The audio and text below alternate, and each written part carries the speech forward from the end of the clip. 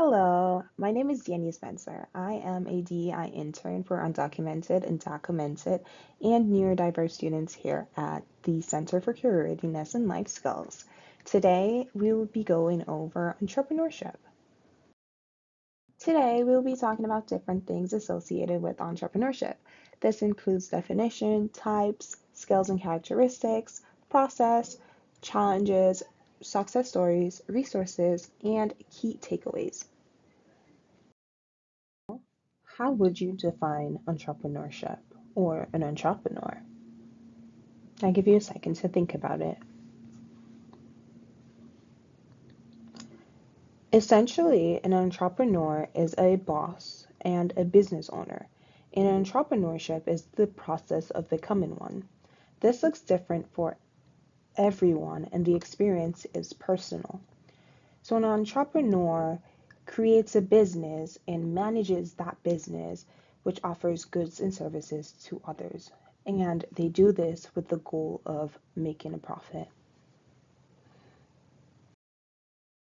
Let's discuss different types of entrepreneurship.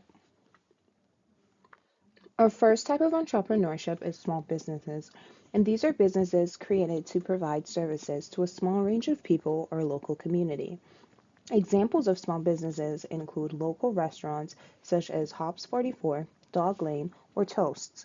Local flower shops are also considered small businesses. Our next type of entrepreneurship is scalable startup, and these are businesses created through opportunities in existing markets with innovations to fill a gap. Examples of scalable startups include SpaceX, a manufacturing company of rockets and spacecrafts that started in 2002. ByteDance, which is an internet company in China that was started in 2012, is also considered a scalable startup. Our next type of entrepreneurship is large companies. And these are businesses that were established with the intent of gaining global relevance. Examples of large companies include Microsoft Corporation, which is how this video was made, and this company started in 1975. Samsung, a Korean phone brand that started in 1969, is also considered a large company entrepreneurship. Our final type of entrepreneurship is social entrepreneurship, and these are businesses created to solve a social problem. Tom's, which is a shoe comfort brand that started in 2006, is an example of social entrepreneurship. I have a question for you. What type of entrepreneurship do you think is the most common type of entrepreneurship? If you thought small businesses are the most common, then you're so correct. What do you think makes a successful entrepreneur? What are some skills that you would see in entrepreneurs?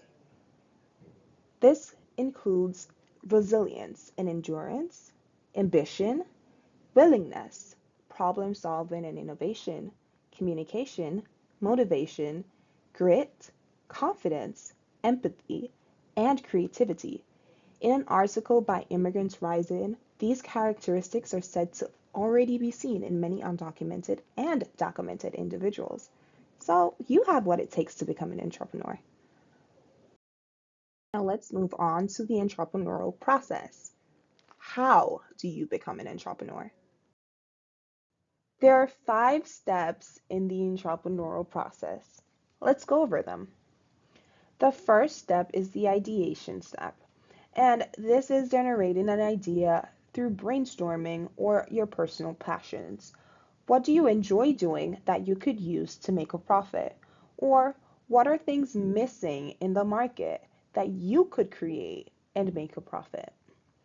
The next step is the validation step. And this is making a product, giving it to someone to test, and receiving feedback on that product. What could you improve in that product? Or what do you need to do to make it more usable to others? The next step is the planning step. And this is to complete your business model, acquire funding, which can be through bootstrapping, which is using your personal savings to fund your business. You could also acquire funding through external factors.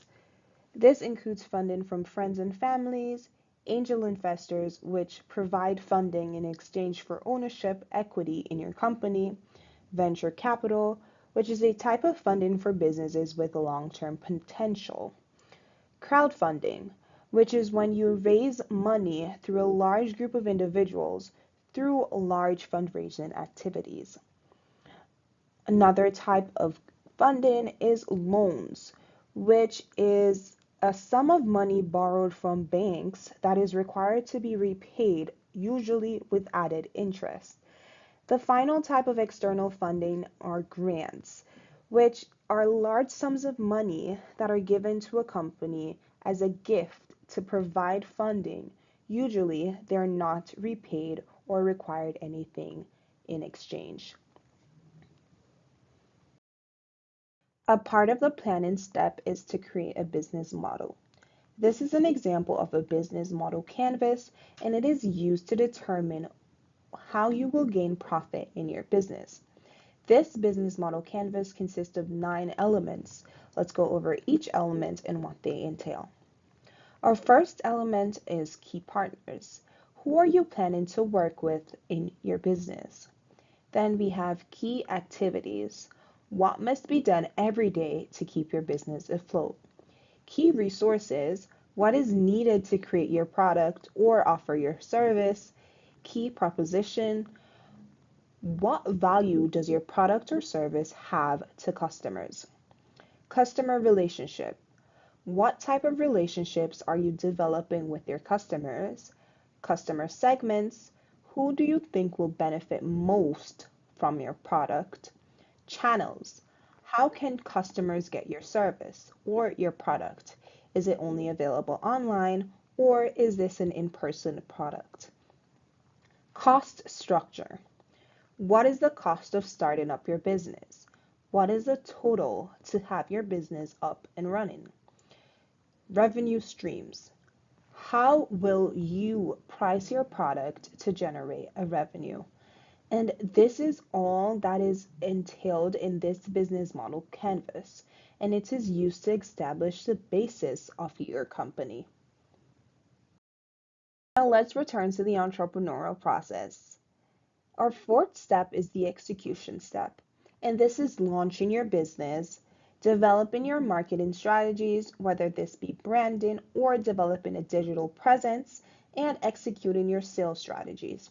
Your sales strategies were discussed in your business model canvas, and this is just implementing those plans. Our final step in the entrepreneurial process is the scaling step. This is expanding your business and refining the process. How can you make your service more available to others? Or how can you make your product cheaper? A part of being an entrepreneur is to create and present a pitch. Now, a pitch is a presentation that talks about your product and proves to investors or other audiences why they should choose your product over others. Today, we will be doing an activity similar to the TV program Shark Tank. In the activity, you will, by yourself or with someone closest to you, create a pitch for a new brand of headphones.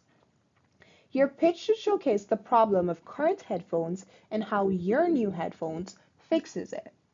You should also highlight the uniqueness of your product as well as target audiences for your product. Finally, your pitch should demonstrate how your product will generate revenue.